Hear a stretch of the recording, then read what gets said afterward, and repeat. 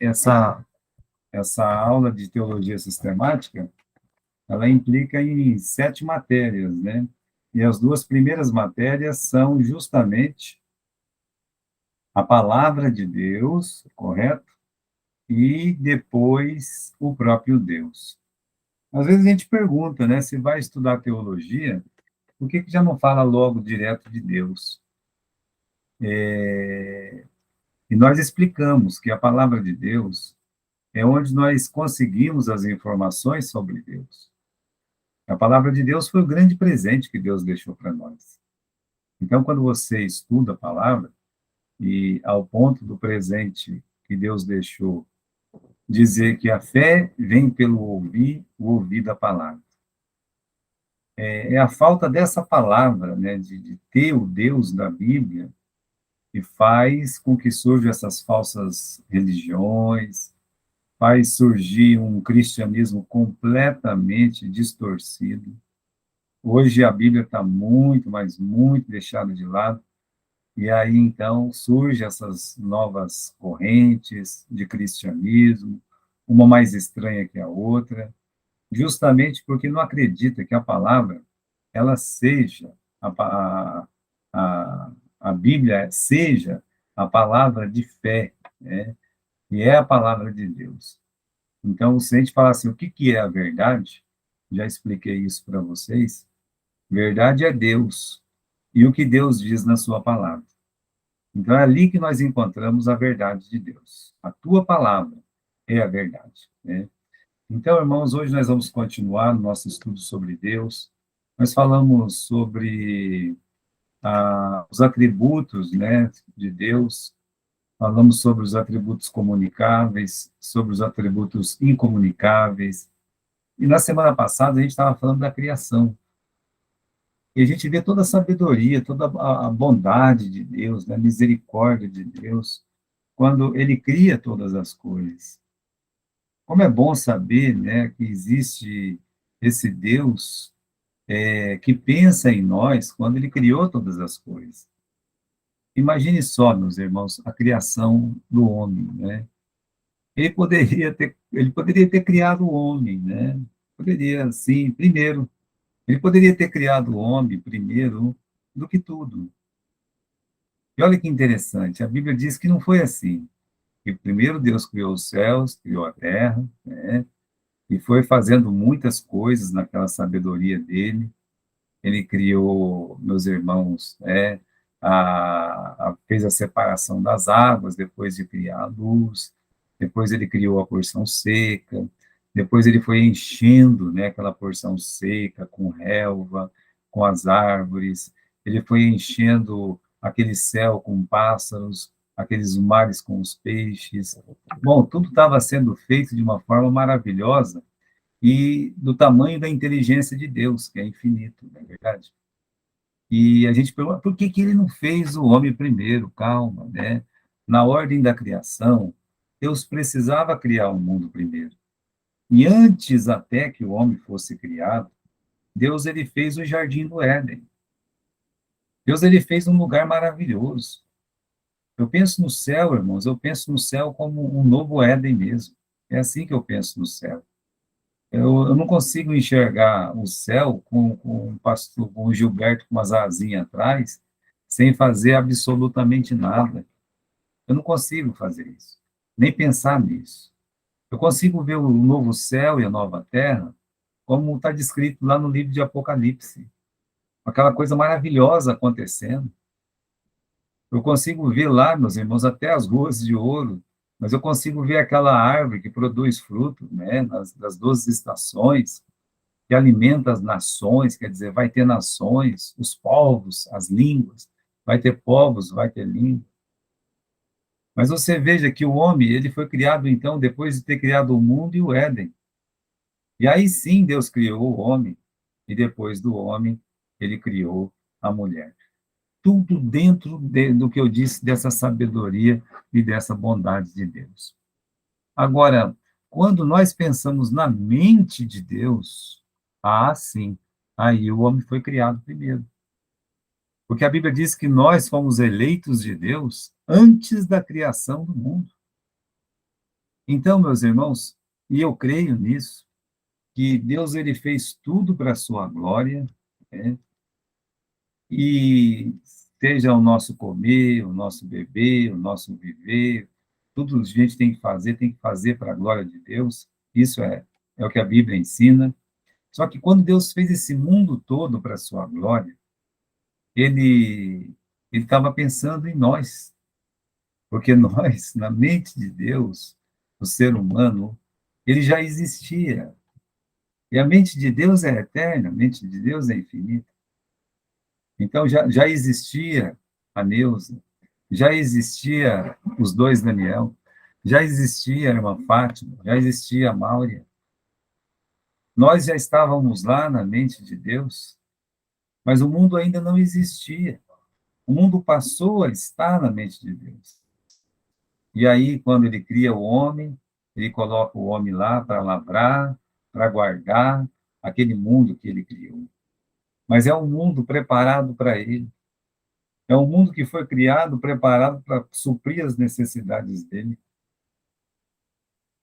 E isso eu vejo, irmãos, a inteligência, a sabedoria de Deus. Por que que Deus não criou primeiro a mulher, depois o homem? É porque o homem, meus irmãos, tem que cuidar da mulher, que é um vaso frágil. Então, quando ele colocou a mulher no mundo, já foi para que o homem a protegesse, para que o homem a guardasse.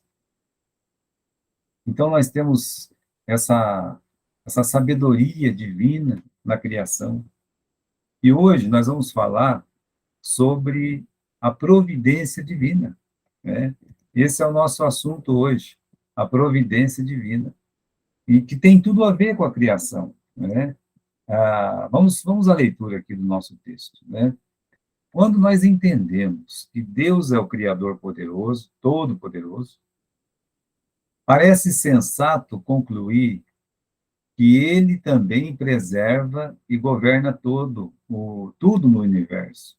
Então, se você crê que Deus ele criou todo esse universo, se ele criou tudo, então você está dizendo que ele tem o poder de preservar, ele tem o poder de governar tudo isso que ele criou no universo.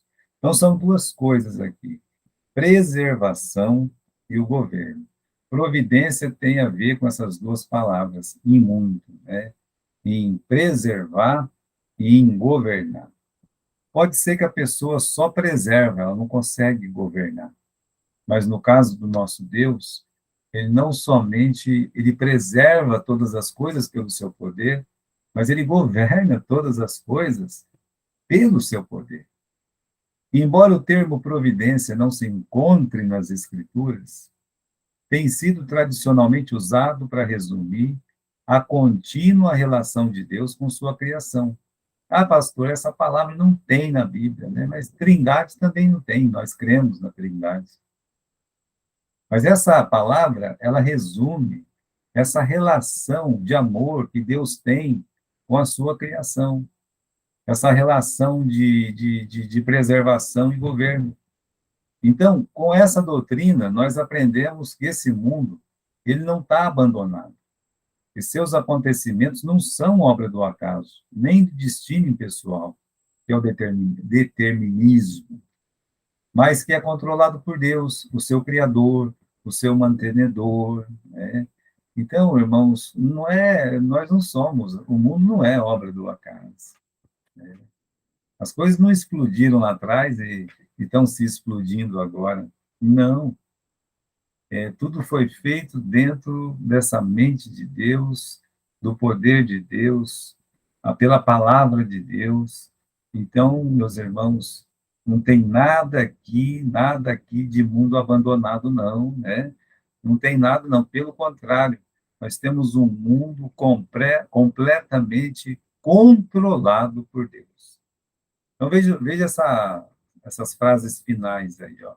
Ele é o criador e o mantenedor, duas coisas importantes, né?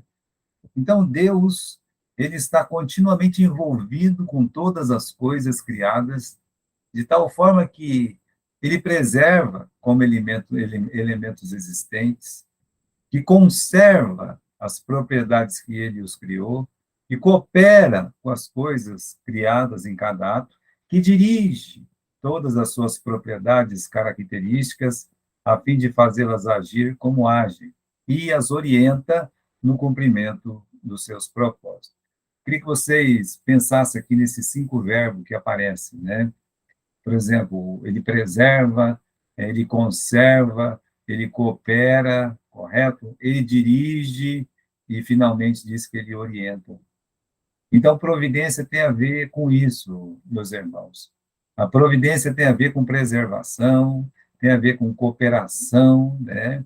Tem a ver com orientação, tem a ver, meus irmãos, com coisas assim de direção, como está aí, conservação. Então, esses elementos nós encontramos na providência divina. Ele não seria Deus se ele não preservasse. Ele não seria Deus se ele não conservasse. Ele não seria Deus se ele não cooperasse. Ele não seria Deus se ele não dirigisse. E ele não seria Deus se ele não orientasse. No cumprimento dos seus propósitos, não do nosso propósito. Tudo neste mundo, toda a criação animada, inanimada, tem que cumprir um propósito de glória para Deus. Alguma coisa aquela criação ela tem para que dê glória a Deus. Nos inúmeros tópicos dessa matéria, começaremos por apresentar 3 deles, né?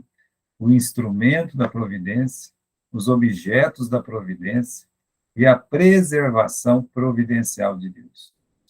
Então, quando nós falamos de providência divina, nós falamos dessas 3 coisas aí, tá? Nós falamos dos instrumentos, correto? O instrumento, nós falamos dos objetos e nós falamos da preservação providencial de Deus. Então, a gente vai começar com os instrumentos da providência divina, tá? Embora o Deus triuno seja o autor e a causa eficiente e a última da providência, ele usa seus instrumentos, que são chamados causas secundárias, para prover, preservar, dirigir, governar e concorrer nos elementos da história do mundo e na vida de todos os seres, obras da sua criação. Então, irmãos, mesmo ele sendo Deus, ele poderia agir diretamente. Mas tem uma coisa que Deus ele gosta de fazer quando nas suas ações, é essa terceirização mesmo, sabe? Ele usar esses instrumentos, ele usar elementos para que a sua providência seja manifesta. Então, Deus ele faz isso, né? Vamos continuar aí. Temos os primeiros instrumentos, e tem que ser os primeiros mesmo, os seres angelicais, né? Todos os anjos são instrumentos das obras providenciais de Deus, sejam eles bons, sejam eles maus, né? Um anjo decaído, mas eles são instrumentos das obras providenciais de Deus. Eu vejo, irmãos, quem nunca falou, né? Que um anjo de Deus, aquela pessoa foi um anjo de Deus na minha vida, né? Pode ser que você não falou, mas pode ser que alguma vez você pensou numa pessoa que fosse um anjo de Deus na sua vida. Bom, é que Deus, quando fala de instrumentos, ele primeiro ele usa mesmo esses seres angelicais. Esses seres que estão lá na sua presença, na presença da sua glória, no seu trono. Deus, ele permite que esses seres eles venham até nós para servir de instrumento da sua providência. Então, o seu uso não pode ser impedido, não pode ser contestado por ninguém, tá? Nunca a ação dos anjos vai de encontro ao plano de Deus. Dessa forma, um anjo podia confortar Jesus no deserto, ou no Getsêmani, mas o próprio Senhor limitou em não usá-los para impedir o seu aprisionamento e a sua morte. Veja só, um anjo, quando ele é usado para a providência divina, ele só pode cooperar, ele só pode fazer com que a glória de Deus aumente, né? Então, se você pegar, por exemplo, os anjos de Deus que vieram confortar Jesus, eles vieram lá no deserto, quando ele estava em 40 dias de oração, eu acho que os irmãos se lembram disso, né? Nessa ocasião, irmãos, um dos evangelhos diz que bestas feras ficavam atormentando ele lá, nosso Senhor Jesus, no deserto. E depois, o nosso Senhor Jesus, ele também esteve no Getsemane, né? É importante isso aí. Ele esteve no Getsemane, correto? E o anjo foi lá e confortou o nosso Senhor. Então, seja no deserto, seja no Getsemane, Jesus ele tinha consciência de que aqueles anjos estavam ali como providência divina para satisfazer as suas necessidades físicas. No caso do Getsemane, a palavra de Deus até fala que um anjo do Senhor o confortava, então ele precisava daquele conforto, um conforto espiritual, né? Ele precisava naquele momento, então aquele anjo foi para servi-lo mesmo, mesmo porque, suando sangue, ele estava completamente debilitado. Então veja o papel dos anjos, veja o papel dos seres angelicais, como Deus ele providencia um socorro físico, como Deus providencia um socorro emocional, um socorro espiritual. Mas olha só, o próprio Senhor Jesus, ele não quis usar os anjos para impedir ou evitar o seu aprisionamento ou a sua morte. Ele poderia ter feito isso. Ele disse isso para Pilatos. Ele disse: Olha, eu poderia dar ordem aí, ia vir legiões de anjos aí, acabava com a graça de todo mundo aqui, né? Mas ele não fez isso, meus irmãos. Jesus, ele não fez isso, tá? Por quê? Porque aquele momento era momento de Deus pagar a nossa culpa. Aquele momento, quer dizer, a morte de Jesus, aquele grande momento da história, era um momento que dava mais glória a Deus. A morte de Jesus dava mais glória a Deus do que os anjos virem do céu numa grande comitiva, arrebatar o nosso Senhor, fazer com Jesus a mesma coisa que foi feito com Elias, por exemplo. E veio aquela carruagem alada, né? Juntamente com meus irmãos, com remoinhos de fogo, e vieram e levaram o Elias. No momento que Jesus estava sendo preso, ou que ele estava na cruz, poderia aquela mesma carruagem sair do céu, talvez até acompanhado com Elias, acompanhado com Enoque, e viesse, meus irmãos, e buscasse Jesus para que ele não morresse na cruz. Mas as ações de um anjo não pode ir de encontro, ou seja, ao contrário do plano de Deus.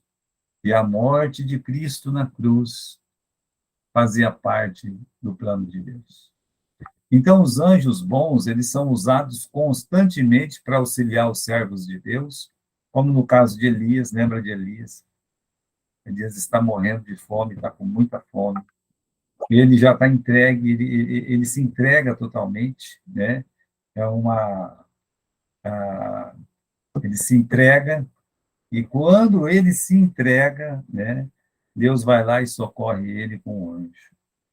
A mesma coisa acontece com Pedro, no capítulo 12 de Atos.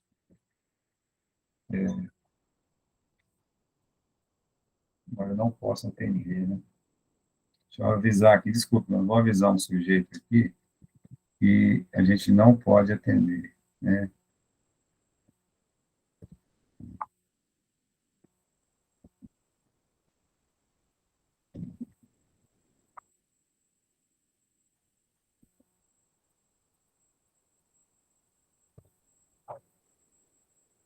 Pronto, avisei que eu não posso atender.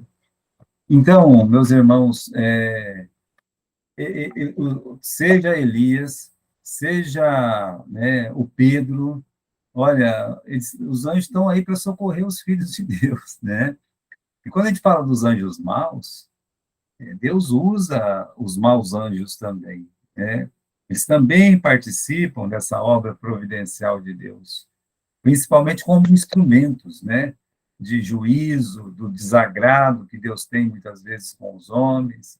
Segundo Asaf, foi uma legião de anjos, portadores de males, os instrumentos divinos para punir os egípcios. Da mesma forma, teve lá aquele espírito mentiroso, foi um instrumento para enganar e punir o Acabe. Por isso, meus irmãos, quando nós falamos de instrumentos de Deus, nós estamos falando primeiro dos anjos, eles são, sim, aqueles agentes providenciais de Deus, né? Os instrumentos providenciais de Deus. Os próximos instrumentos, olha quem são? Os homens, né? Os homens são instrumentos das obras providenciais de Deus. Deus, ele usa os anjos, ele tem poder para isso, nós não temos, né? Mas o prazer de Deus, irmãos, mais do que usar um anjo, é poder usar uma pessoa. Tente pensar nisso, né? Tente pensar que Deus, ele tem, sabe, é muito bom poder para ele como Deus, né? A gente olhar e saber que o nosso Deus tem esse poder de usar um anjo para vir e trazer uma comida para mim quando eu tiver fome. Bom, mas Deus, ele prefere usar um ser humano. Deus, ele prefere usar autoridades, pessoas comuns, reis. Ele prefere usar pessoas. Deus tem prazer sempre em usar pessoas. Nunca esqueça disso. Deus, ele tem preferência em nos usar, a ponto de Paulo dizer, né, que não foi aos anjos que Deus deu ordem para pregar o evangelho. Poderia, porque lá no livro de Apocalipse um anjo vai ficar proclamando o evangelho eterno sobre todo o mundo, sobre toda a terra. Poderia, muito mais fácil. Para Deus é muito mais fácil, até para nós, olhando daqui para lá, é mais fácil também, que os anjos, eles vão e eles conseguem cumprir todas as suas tarefas, e talvez teriam muito mais autoridade do que esses pecadores, como eu, pecador, mas o que dá mais glória para Deus, irmãos? Então, Deus, ele tem prazer de usar a mim, de usar você, de nos usar, usar os seres humanos como instrumento das obras providenciais. Aqui nós lemos que Deus usa as autoridades civis, né? São usados para o nosso bem-estar, né? Para exercer juízo sobre os infratores. Deus usa pessoas comuns, aqueles sem qualquer posição neste mundo. Isso pode ser usado por Deus para cumprir seus decretos providenciais na vida de outras pessoas, que é o caso, meus irmãos, daquela viúva de Serepta. Deus, Deus, ele é meio, de vez em quando ele usa de ironia, né?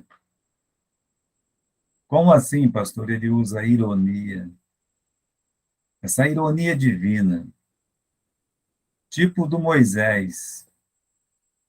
O faraó que matava as crianças dentro da água, sua filha tira uma criança de dentro da água e vai matar o faraó e os seus cavaleiros dentro da água. Bom, ironia é isso, né? Ironia é isso.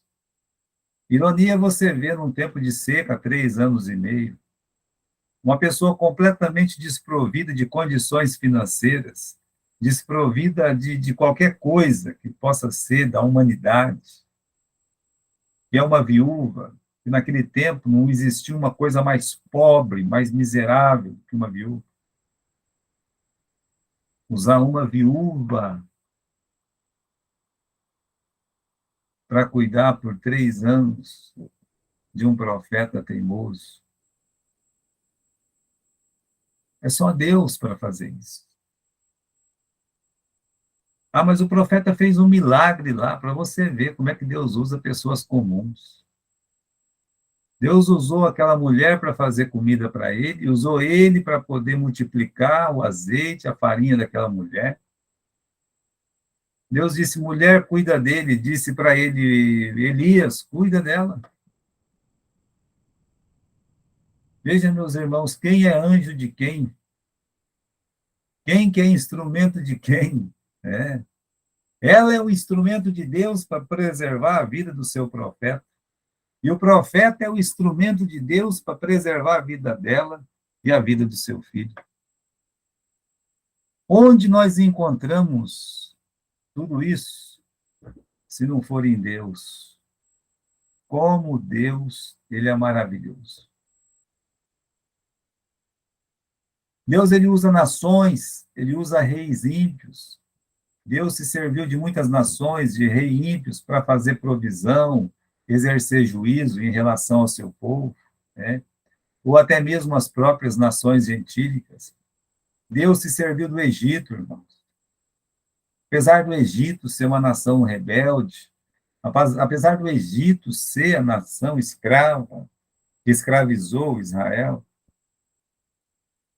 você vê o Abraão indo para lá, você vê o Isaac indo para lá, você vê o José indo para lá, você vê o Jacó indo para lá. A nação de Israel se forma lá, ela é incubadora da nação de Deus, da nação amada de Deus. É para lá que o nosso Senhor, o Salvador Jesus Cristo, ele vai, ele é levado pelos seus pais. É para lá, meus irmãos, que aquela mulher no livro de Apocalipse, ela corre, ela se esconde do dragão, da serpente. Então, Deus, ele usa nações. Ele usou a nação do Nabucodonosor, a Babilônia, para punir o povo de Israel.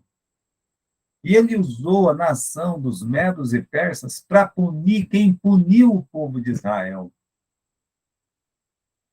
Você pode ver que os seres humanos são os seres preferenciais de Deus para que a sua providência, para que a sua mão seja manifesta. Muito bem, irmãos. Deus se serviu da Síria, Deus se serviu da Babilônia, né? E você vai ver, assim, Deus se servindo de outros países e de muitas outras pessoas. Olha, eu digo uma coisa para vocês. Eu sou mesmo fruto da providência divina desde a minha salvação. Eu tenho que amar muito a obra missionária, eu, pessoalmente, porque eu sou fruto de obra missionária. Eu já estava falando para vocês, né, na semana passada, eu acho que eu falei, não é? De uma caravana, né, sair de Manaus, mais de 4.000 quilômetros de estrada fora. O motorista, né, aquele que estava dirigindo esse ônibus, ele teve uma parte do corpo dele queimada, porque abriu lá a tampa do radiador e queimou ele. Eles vieram, chegaram em Cornélio Procópio, eles ficaram uma semana fazendo cultos, construindo bancos de madeira, púlpito, tocaram, visitaram, cantaram, pregaram o evangelho, bateram na porta da minha casa, me chamaram para a igreja. Eu fui para a igreja, ouvi a palavra de Deus, me converti. Como é que eu não consigo ver a providência de Deus na minha vida? Então, irmãos, para mim estar podendo falar para vocês aqui de tudo que aconteceu nesses 32 anos de ministério, é somente pela graça, pela providência divina que eu posso estar aqui. Eu sou grato à providência divina, às pessoas que Deus usa. Como Deus usou pessoas para abençoar a minha vida, em todo lugar que eu fui. Estava em Gália, uma senhora, né, praticamente uma viúva sem marido, coitada. praticamente ela cuidava de mim. Eu me lembro assim, né, que indo para Ourinhos, no pouco tempo que eu fiquei lá, tive algumas famílias que realmente faz uma saudade muito grande. Inclusive aí, né, o pai e a mãe da Neus, eles sempre se preocupando em me levar uma couve, me levar um alface, uma coisa assim, em dar um conselho, com a irmã Irinete. O irmão Idebrando, um dia sim, um dia não, levando lá 4 litros de leite, sabendo que as minhas crianças eram pequenas. Meus irmãos, chegando aqui em Marília, a igreja não tinha nem membro, né? Mesmo assim, Deus sustentou a obra dele. Então, Deus, ele usa pessoas. Ele tem prazer de usar pessoas para dizer: eu estou aqui. É isso que Deus faz. Nós estávamos pregando ontem, né, no domingo de manhã, no nosso estudo de manhã, e a gente vê como o Paulo, quando ele foi preso, é só um milagre de Deus para ele não ter sido linchado, despedaçado. O tribuno pegou o Paulo por 3 vezes, ele tomou Paulo 3 vezes das mãos dos judeus.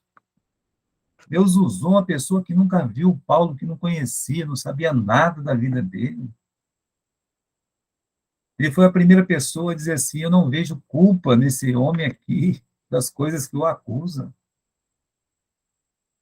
Então, irmãos, se Paulo estiver em Jerusalém, se ele estiver no ninho do furacão, e ele não cumpriu toda a missão que ele cumpriria para Deus, então Deus tem que colocar um anjo para ele não morrer. E foi isso que aconteceu. Bom, além dos anjos, além dos seres humanos, nós temos mais, nós temos os seres irracionais. Os seres irracionais, eles também são agentes, né? São instrumentos da providência divina. Quem não lembra da história de Elias sendo alimentado pelos corvos? Olha a frase que nós encontramos lá em 1 Reis. Eu ordenei aos corvos para que te sustentem. O corvo é um bicho nojento. O corvo era um dos bichos imundos ditos lá na lei. E Deus permitiu que ele, meus irmãos, o profeta, logo ele que se alimentava de gafanhotos e mel silvestre, então foi dado para ele o sustento através dos corvos. Ou o grande peixe que engoliu Jonas e depois o cuspiu novamente na terra. Como é que nós não vamos pensar que esses seres, veja, Deus preparou, no livro de Jonas, isso fica tão claro, né? Preciso de uma Bíblia aqui, a gente não acha. Vou achar. Está aqui, achei. Então, vou achar o texto aqui, meus irmãos, no final do capítulo 1 de Jonas. Jonas, o profeta fujão, né? Então, vamos aqui.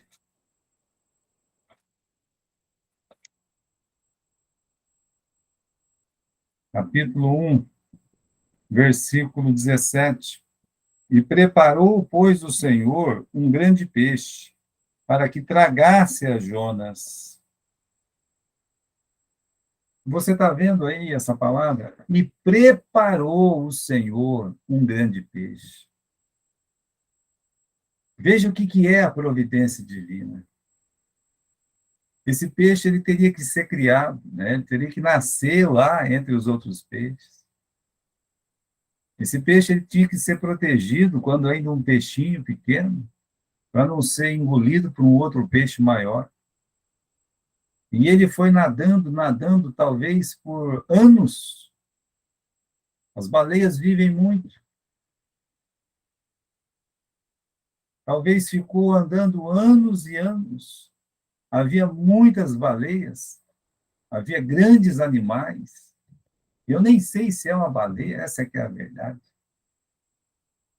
Mas eu sei que aquele animal que vagava nesse universo que é o oceano, ele foi preparado por Deus para ficar naquele ponto, exatamente naquele lugar, para que quando Jonas fosse jogado, aquele grande peixe o engolisse. Essa é a primeira parte da providência divina. A segunda parte da providência divina está aqui, no capítulo 2 e versículo 10. Falou o Senhor ao peixe, e ele vomitou Jonas na terra seca.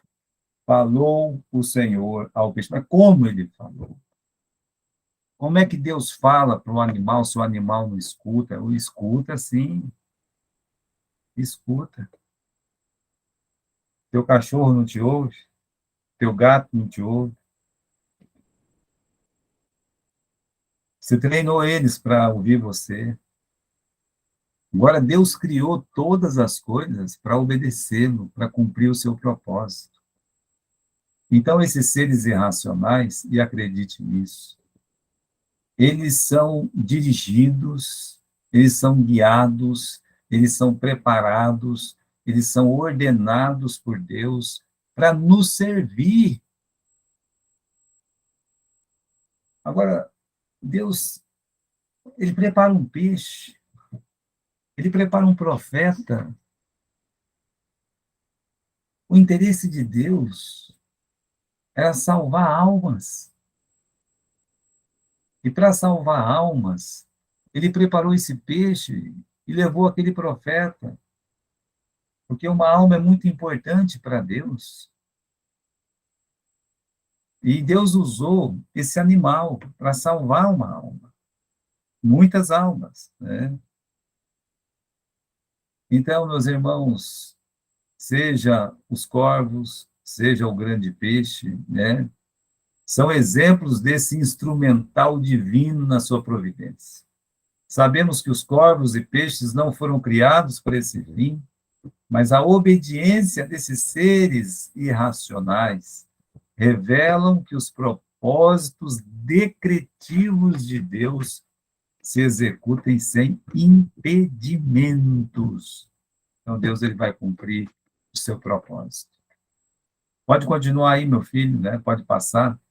Deus usa também os fenômenos da natureza. Vendavais, terremotos, seca, furacão, chuva de granizo, maremoto, até um dilúvio. Todos estão na conta dos fenômenos naturais para a execução da vontade divina. Destruirei o homem que fiz sobre a face da terra. Ele preparou um dilúvio para isso. Meus irmãos, ele prepara uma chuva de granizo, ele prepara um furacão, ele prepara uma seca lá no tempo de Elias, ele prepara um terremoto para livrar o apóstolo Paulo, ele prepara um vendaval para que o próprio Elias escute a voz de Deus de uma forma diferente. Então, ele é Senhor dos ventos, ele é Senhor, meus irmãos, de todos os fenômenos naturais. No tempo de Elias houve uma enorme seca e muitos vendavais são mencionados na Bíblia, como aquele que Jesus aquietou quando estava no barco. Nessa ocasião, os apóstolos disseram: quem é este que até os ventos obedece? Deus faz os ventos saírem de seus reservatórios. Deus tem a gente brinca que a Dilma falou que é estocar vento. A gente brinca porque, de certa forma, dá para fazer isso. Dá para... porque você consegue juntar o ar comprimido, né? Não tem o gás e tudo mais, né? Mas o certo é que Deus, ele tem reservatórios de vento, ele usa quando ele quiser, né? Levantando tempestade para depois acalmá-la, o livramento de Paulo e Silas na prisão, né? Quando eles estavam lá, foi um terremoto que despertou o coração daquele carcereiro para que conhecesse a palavra de Deus, conhecesse que só Jesus Cristo salva e fosse salvo ele e a casa dele. Olha que interessante. Quantas coisas Deus fez para que o carcereiro e a família dele fosse salvo.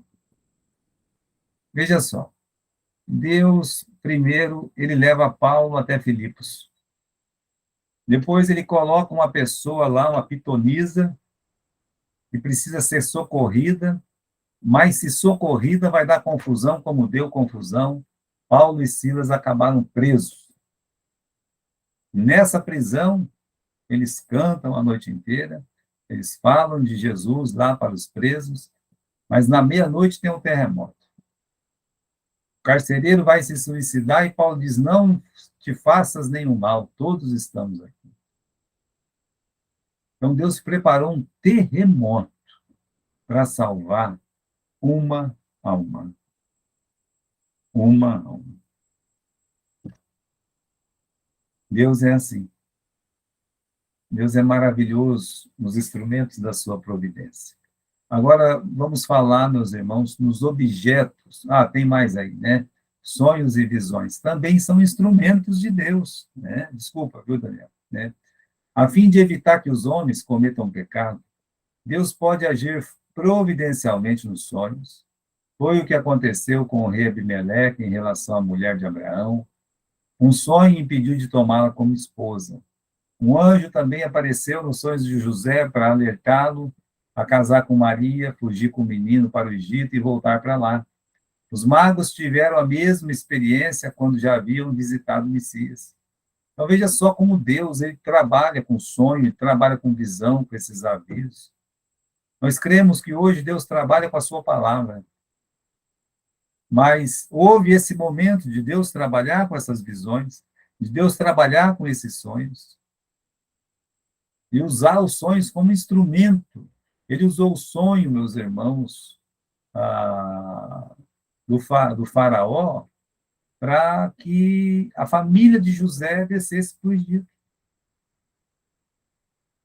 Deus usou o sonho de Nabucodonosor para fazer com que Daniel crescesse no reino de Nabucodonosor. Então, Deus usa esse instrumento, que são os sonhos e as visões. Né?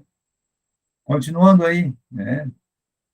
Pedro foi avisado numa visão que deveria ir na casa de Cornélio para evangelizá-lo. Todavia, é importante notar que sonhos e visões são instrumentos extraordinários e não ordinários da obra providencial. Extraordinários são coisas que raramente acontecem. Ordinário é uma coisa que comumente acontece. É um instrumento ordinário quem? O ser humano, os anjos. Eles são instrumentos ordinários de Deus.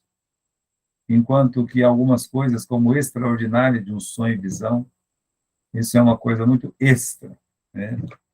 Agora sim, pode passar aí, meu irmão.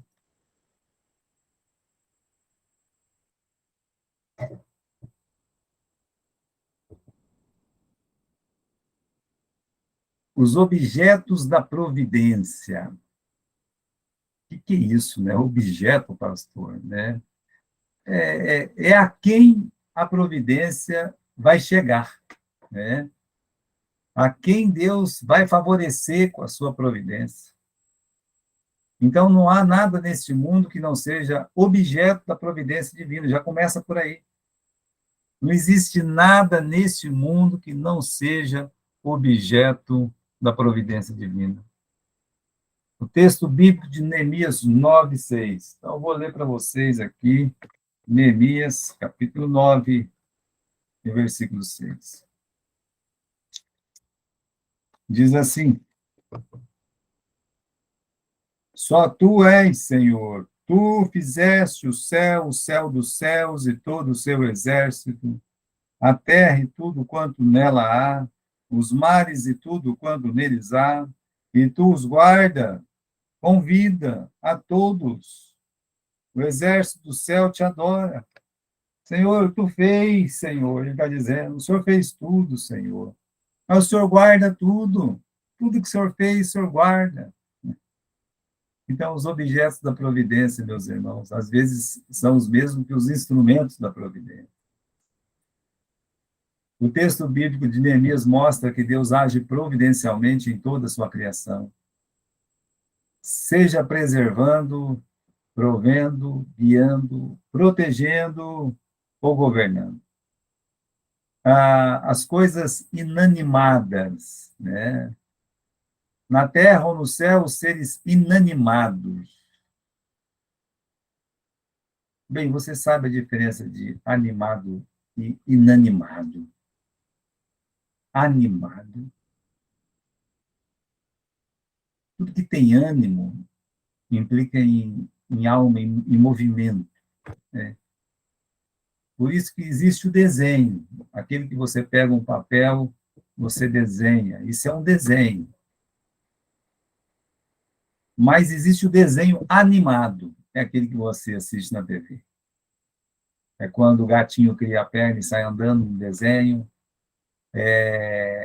Meus irmãos, a Pantera Cor-de-Rosa. Acho que ninguém sabe nem o que é isso mais, né? Então, isso é um desenho animado, né? E aí existem coisas inanimadas, como a pedra. A pedra é uma criação. Então, essas coisas inanimadas, ela, na terra ou nos céus, os seres inanimados são sustentados e preservados pelo Criador.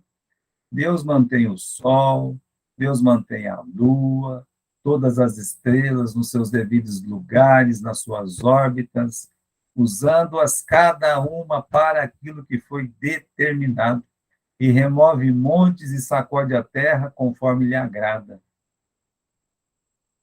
Aquela pedra que está lá foi Deus que pôs, ele sabe por que ela está lá, se precisar tirar, ele deixa.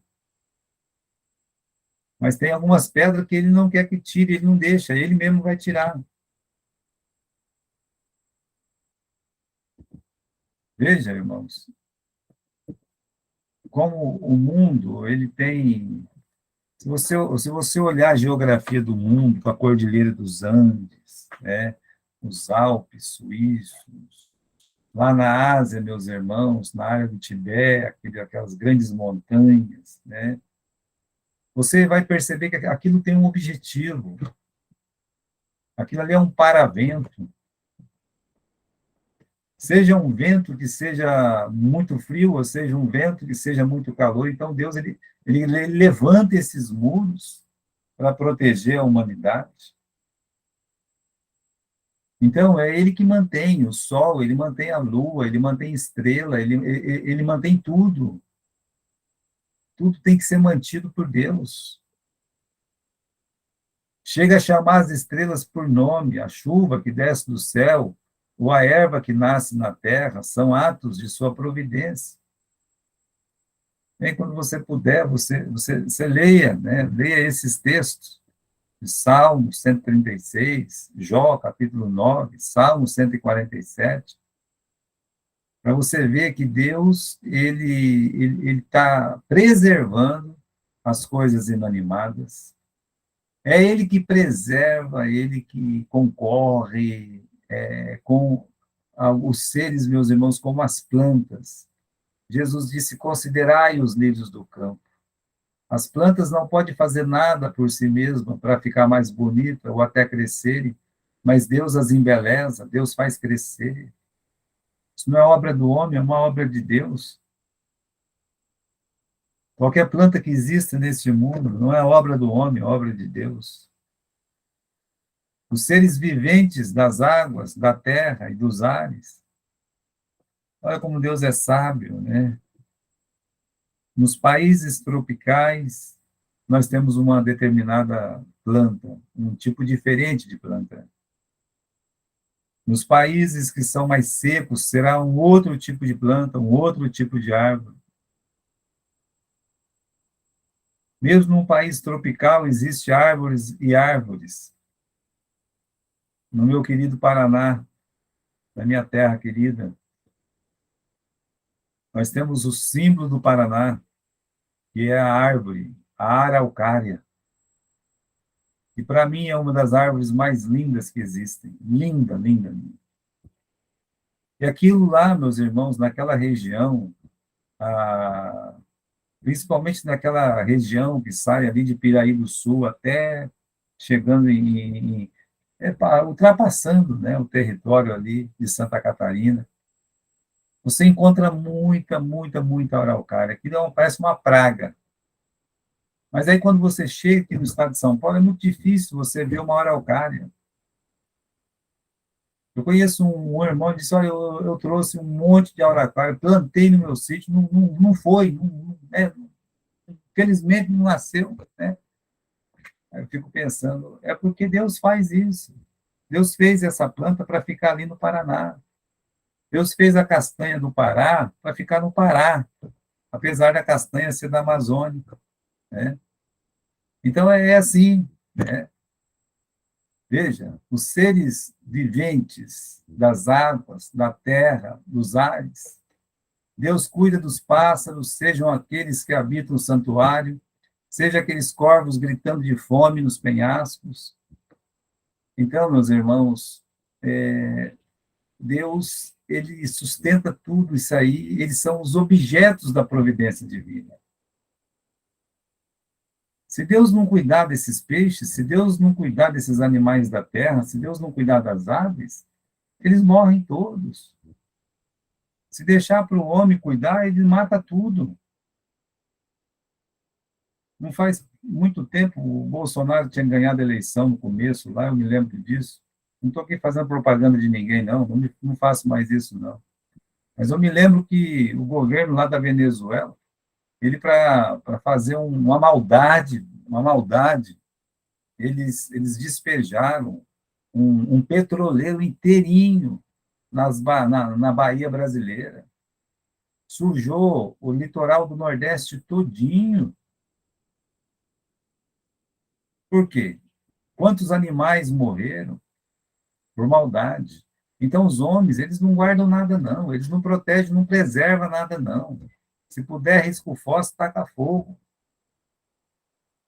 Mas é Deus que preserva, meus irmãos. Se nós temos plantas, se nós temos a Amazônia aí, se nós temos essa flora maravilhosa no norte do nosso país, não é porque o homem faz alguma coisa, é porque Deus tem preservado e vai continuar preservando.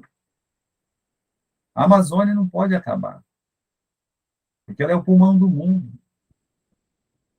Ah, mas estão desmatando, estão acabando. Deixa eu dizer uma coisa para você: não vai acabar, porque Deus não vai deixar. Agora, quando Deus quiser que acabe, ele manda um sol lá de cima, queima tudo de uma vez.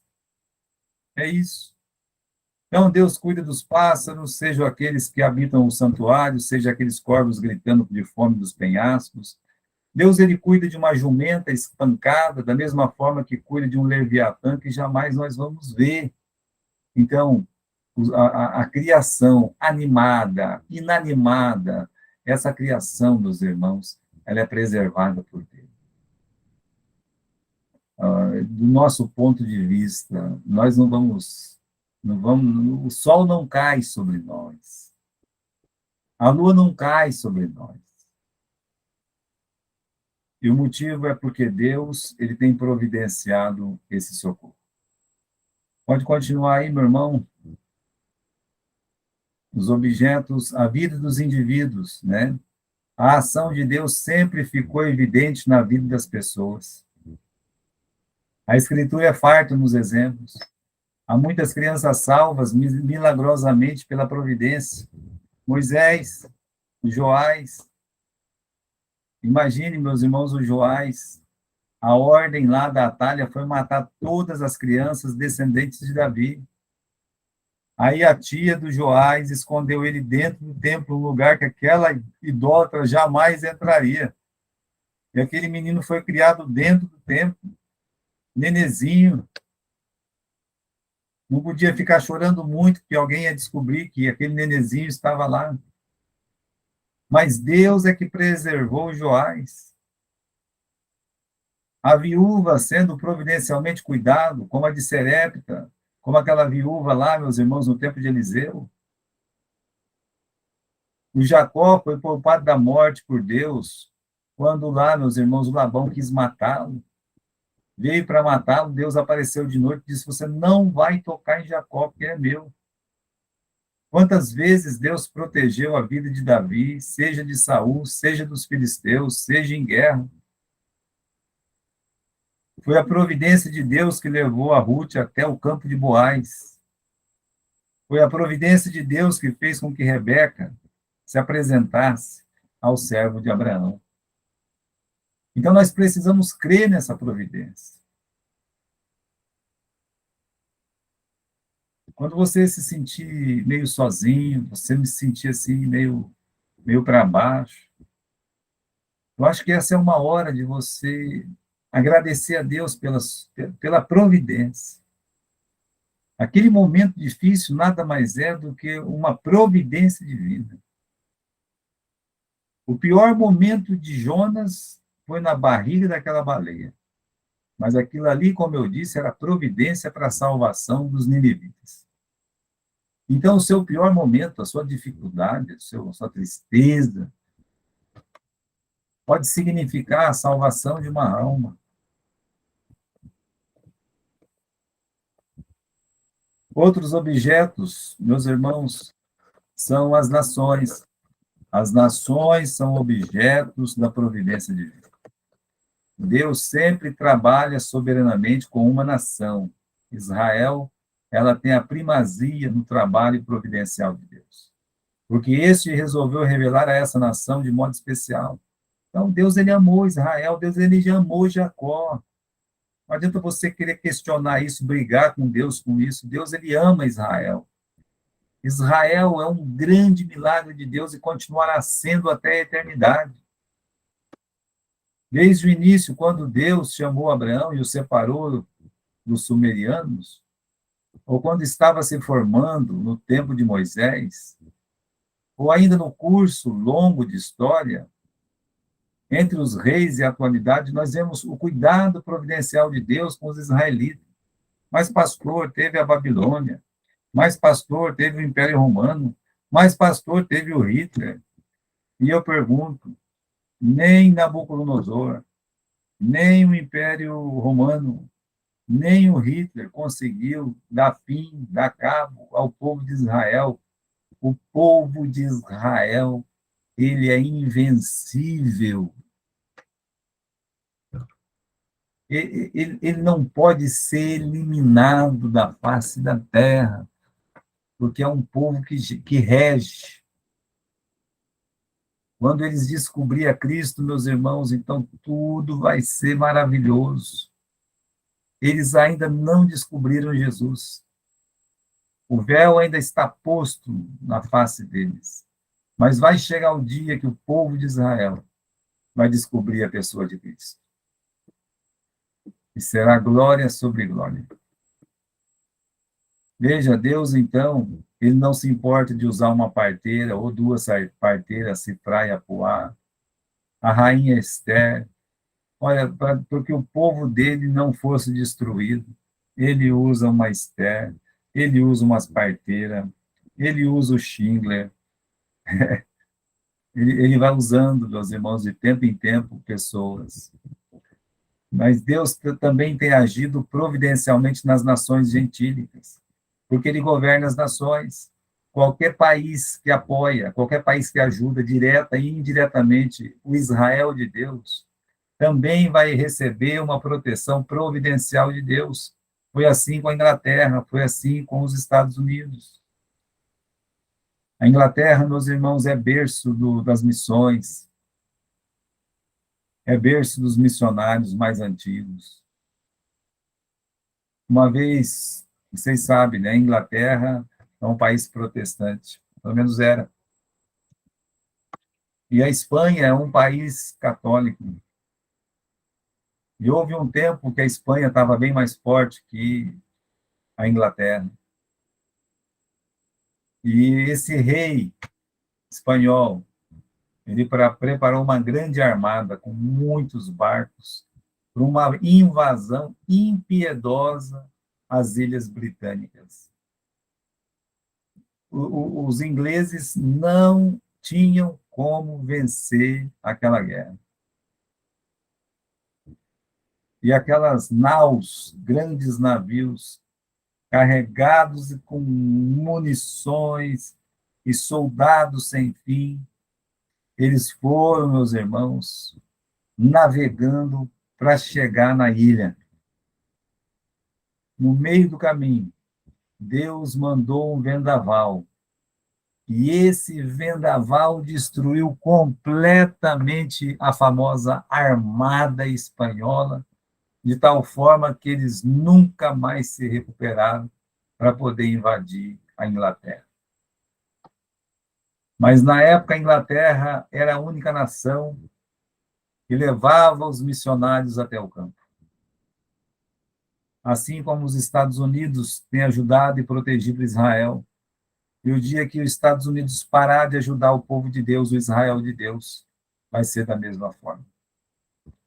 Deus, ele sabe, né? Então, a vida dos indivíduos, as nações, perdão, né, são objetos da sua providência, seja o povo de Israel, seja, meus irmãos, as nações gentílicas. O que mais que nós temos aí?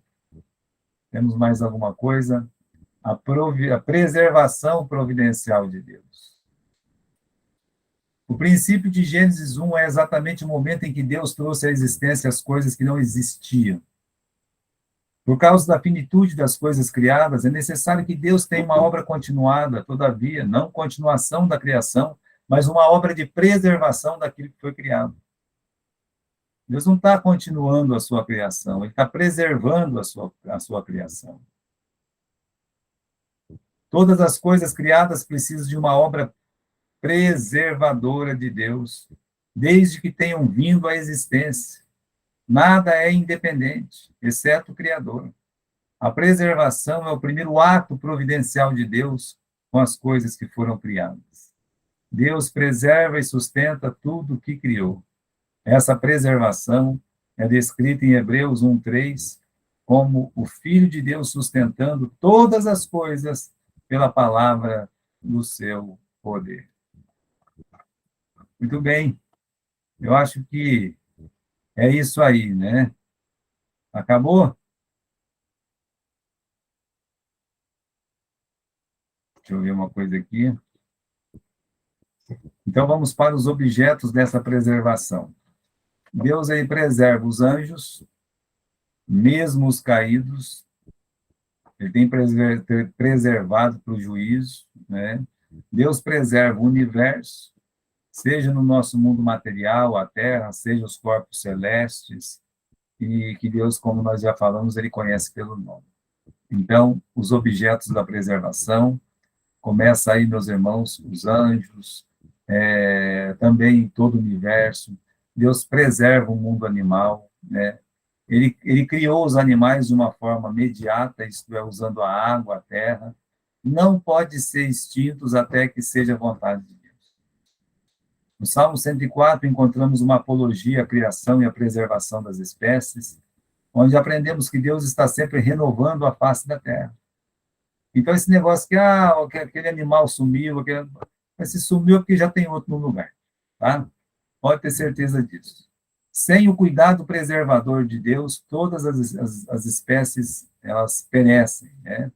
Se algum dia existiu algum animal na chamada pré-história, que já foi extinto, e sabemos que o dilúvio pode ter dado fim, né, em muitas espécies, eles só deixaram de existir porque não cumpriram mais o propósito de Deus. Se não cumpriram mais o propósito de Deus, não tem motivo de existência. Deus, ele preserva os seres humanos. O homem é a parte principal da criação que Deus preserva. Todas as obras providenciais de Deus nas demais partes da criação têm como objeto último a preservação dos seres humanos, que são a coroa da sua criação. Por isso que Deus ordenou que o homem pudesse matar os animais para ele poder se alimentar. Deus preserva os elementos que haverão de preservar a existência humana. Ele prometeu que enquanto durar a terra, não vai faltar a sementeira, não vai faltar a ceifa, não vai faltar o frio, o calor, o verão, o inverno, o dia, a noite. Todas as estações ou períodos estão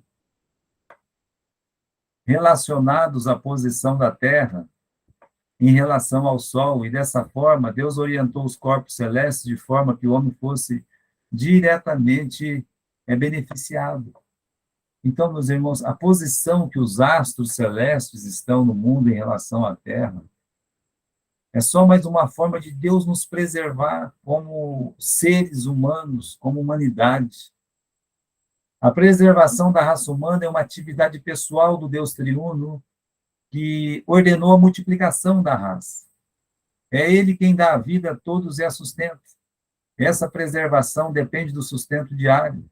Novamente, o Salmo 104 se nos presta o serviço de explicação à preservação divina, agora em relação aos seres humanos.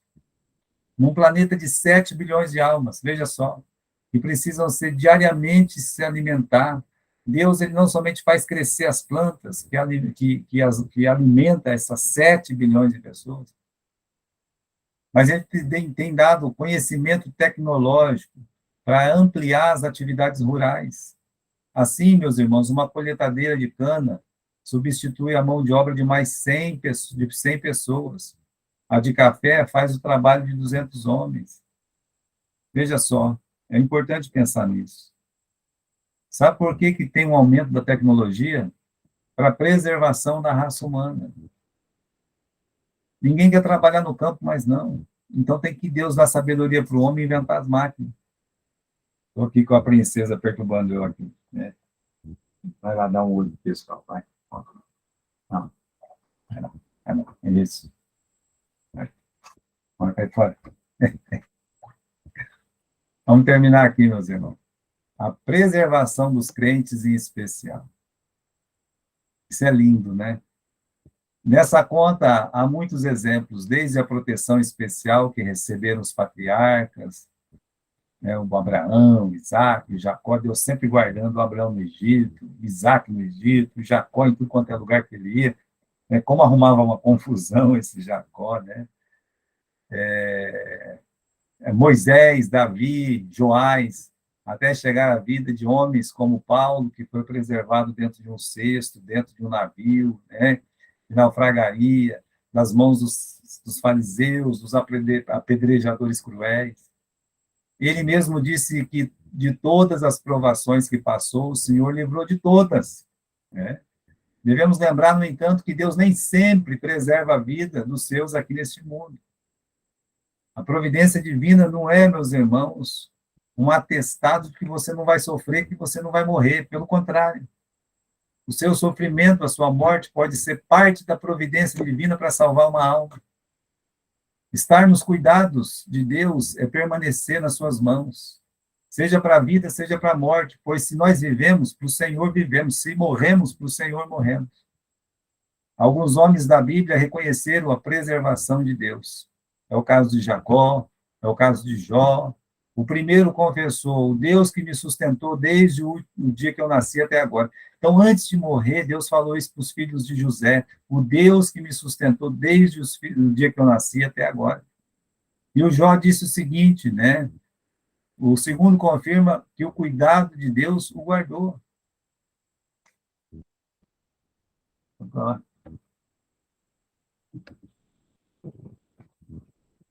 É duro aqui esse cachorro, né? Mas agora, meus irmãos, nós estamos terminando, né? Essa é a última parte, né, Daniel? Nós terminamos a nossa aula da providência divina, né? Temos alguma pergunta aí? Alguém quer perguntar alguma coisa? Eu quero perguntar, cadê essa aula que eu não tenho? Você não tem essa, Neuza? Não, Neuza, não seu mandaram. Martim, eu estava vendo aqui as lições, estava até pensando em você hoje nesse negócio aí, né? Deixa eu ver se eu consigo abrir aqui no computador. Calma lá. Porque a minha última aula que eu tenho na apostila que o Daniel mandou é a Trindade. Na Trindade. Você tem a providência divina? Eu tenho a providência. Não, essa última agora eu não tenho. A 8 eu não tenho. Ó, você deu a criação, depois da criação veio para a Trindade. Ah, então foi um erro falho meu. Pode colocar essa aí para o meio aí, ó, né? Tem Mas que mandar para mim imprimir. não existe ordem, tá, o Neuza? Ok, mas eu prefiro, eu gosto de imprimir, porque eu gosto de acompanhar. A próxima aula vai ser justamente Deixa eu no grupo lá. Já botou, Daniel? Não, eu vou mandar no grupo. Ele passou para mim hoje, eu vou mandar. Passei para ele minutos antes aí. Ah, beleza. Oi. Eu vou fazer o seguinte, então, né? Você tem a Trindade? Tenho, a Trindade eu tenho. Então a Trindade, né? Aí acaba na Trindade, que eu imprimi está na Trindade. Acaba na Trindade. A próxima aula é a Trindade. Isso. E aí, eu acho que nós vamos ter só mais uma aula. É que eu não encontrei ainda, eu vou ter que fazer essa matéria, né? E não está aqui. Mas nós estamos acabando, viu, pessoal? Nós estamos terminando aí, né? Nossas aulas. E graças a Deus por isso, né?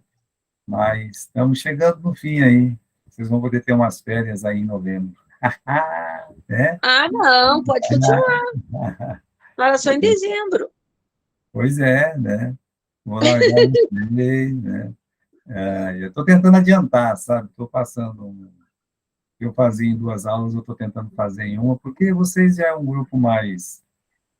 Parece um povo mais esperto mesmo, né? Então fica mais fácil. Peraí, que a mãe quer perguntar o negócio. Pergunta, mãe. Eu quero perguntar ele sobre esse negócio da corrida. Vocês que estão querendo para ir a Marte, para essas coisas, assim, para a Lua, depois de querem ir a Marte, querendo. Que ele